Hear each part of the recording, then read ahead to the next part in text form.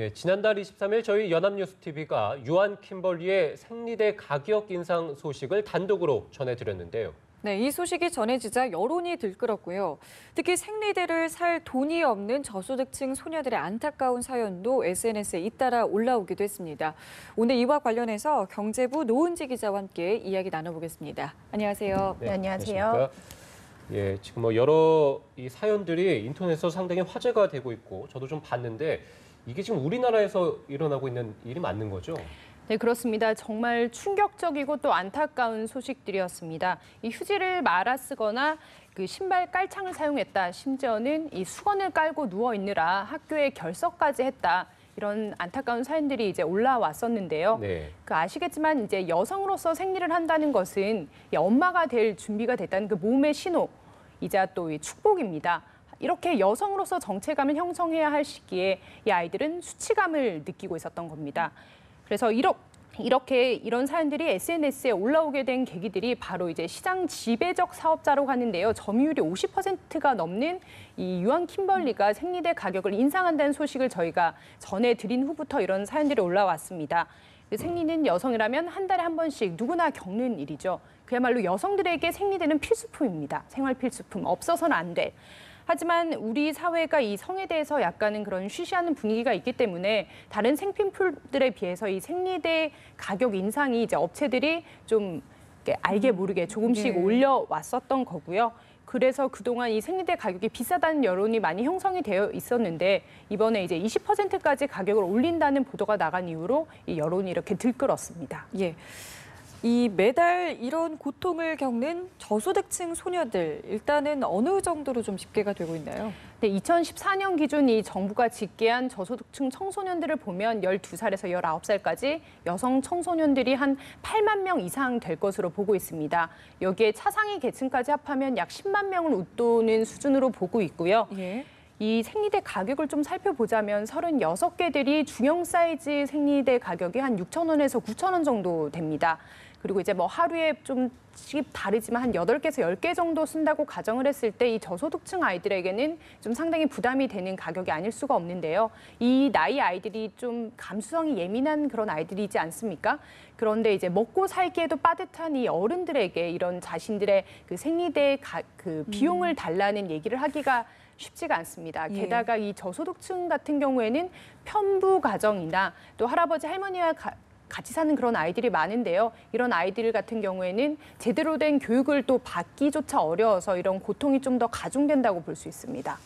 예, 우리가 뭐 기업들이 상품 가격을 올릴 때 뭐 원재료가 올랐기 때문에 올린다 이런 얘기들을 저희가 많이 접했는데 자 생리대 가격도 혹시 원재료가 올라서 그런 겁니까? 왜 그렇습니까? 아닙니다. 원재료는 오히려 하락을 했습니다. 네. 그 소비자단체 협의회가 이 관련 자료를 좀 분석해서 내놨는데요. 그 생리대 재료가 이제 펄프랑 부직포가 있는데 이 펄프랑 부직포의 수입 물가 지수를 분석을 했는데 지난 4월 기준으로 봤을 때 2010년보다 각각 29%와 7%씩 하락을 했습니다.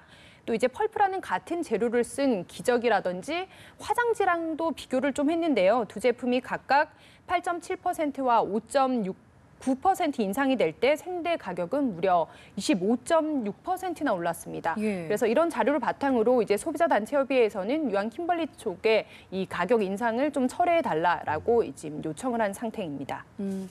제가 알기로 이 생리대가 면세품이라고 알고 있는데 맞습니까, 이게? 네, 맞습니다. 정부가 여성용품 가격을 좀 인하하자는 그런 취지에서 이 생리대에 붙는 부가세 10%를 면세를 해줬는데요. 네. 하지만 업계 1인 유한 킴벌리의 경우에는 뭐 기능성이다 아니면 한방 제품이다 이런 식으로 뭐 유기농이다 기능을 조금씩 더하면서 2, 3년 주기로 계속 가격을 올려왔습니다. 이 선두 업체가 이렇게 가격을 올리니까 2, 3위 업체들도 따라서 이렇게 가격을 같이 올려왔고요. 그랬기 때문에 소비자들은 가격 인하된 것을 전혀 체감을 하지 못했습니다. 심지어 업계 관계자 이야기를 좀 들어보면요. 그 인상 시기가 대체로 더위 때문에 생리대 교체를 조금 더 자주 해야 돼서 쓰는 양이 많아지는 하절기에 보통 이루어졌다고 합니다. 예, 저희가 이 생리대 인상 소식에 대해서 단독으로 전해드렸었고 지금 여론도 상당히 형성이 돼 있는데 자 유한 킴벌리의 입장은 어떻습니까? 가격은 뭐 그대로 올리겠다는 입장입니까? 네, 유한 킴벌리는 여전히 입장을 고수를 하고 있습니다. 그 최대 20%까지 가격을 올리겠다고 했던 제품은 유한 킴벌리에서 만드는 가장 싼 제품이었는데요. 이 제품 두 종에 대해서는 가격 처리를 하겠다고 했습니다. 하지만 오늘부터 또 새롭게 리뉴얼된 제품이 나오거든요. 40여 종이 나오는데 이 제품들에 대해서는 여전히 이거는 신제품이다라고 주장을 하고 있습니다. 그래서 이거는 가격 인상이 아니라 그 가격 책정이다라고 얘기를 하면서 평균 7% 이상을 올리겠다고 얘기를 했는데요. 또 이 유한 킴벌리 측은 이 기존 제품도 병행해서 팔기 때문에 소비자들 입장에서는 오히려 선택의 폭이 더 넓어진 게 아니냐 네. 이런 얘기를 하고 있는데요. 보통 보면 신제품이 나오면 기존 제품들은 조용히 사라집니다. 맞아요. 이 신제품이 대체를 하게 되는데요. 이런 문제들이 과연 이슈가 되지 않았더라면 유한 킴벌리 쪽이 이렇게 병행 판매를 했을지는 사실 의문이 좀 드는 상황입니다. 예.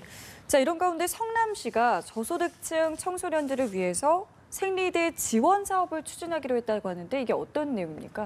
네, 그 이재명 성남시장이 그 SNS를 통해서 이런 사연들을 봤다면서 이 내년부터 이 성남시에 있는 그 저소득층 청소년들에게 생리대 지원 사업을 이제 하겠다라고 밝혔는데요. 그 과정에서 단 한 명의 인권이나 존엄이 훼손되지 않도록 신경을 쓰겠다고도 이제 덧붙였습니다. 그간 정부가 이 저소득층에 대해서 지원을 한 것을 보면요. 영유아에게는 기저귀나 분유를 좀 지원을 했었고 또 아동들에게는 이 방과 후 돌봄 그리고 뭐 어른들에게는 생필품이나 쌀 이런 것들을 지원을 했었는데 네. 생리대 같은 경우에는 사실 전혀 지원이 없었거든요.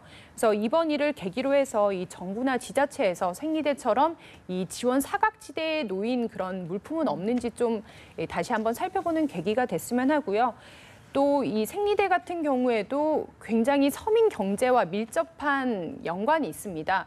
그 대중교통 요금이나 담배값, 소주값 이런 거 올리는 데에는 많은 분들이 관심을 맞아요. 가지고 이제 나서지 않습니까? 그래서 업체도 함부로 못 올리는데 이 생리대 같은 경우에도 좀 많은 관심을 가져서 업체들도 함부로 이 가격을 올리지 못하게 하고 또 정부도 면세를 해줬으면 거기에 대해서 가격 관리를 조금 더 철저히 해야 된다고 생각을 하거든요. 그래서 여러 가지로 좀 의미 있는 변화들이 좀 있길 기대해 보겠습니다. 네, 자 그리고 또 민간 차원에서 저소득층 소녀들에게 이 생리대를 지원하기 위한 크라우드 펀딩도 진행되고 있다고 하니까요. 모쪼록 이번 계기를 통해서 우리 사회에 좀 더 의미 있는 변화가 일어나기를 바라보겠습니다. 지금까지 경제부 노은지 기자였습니다. 고맙습니다.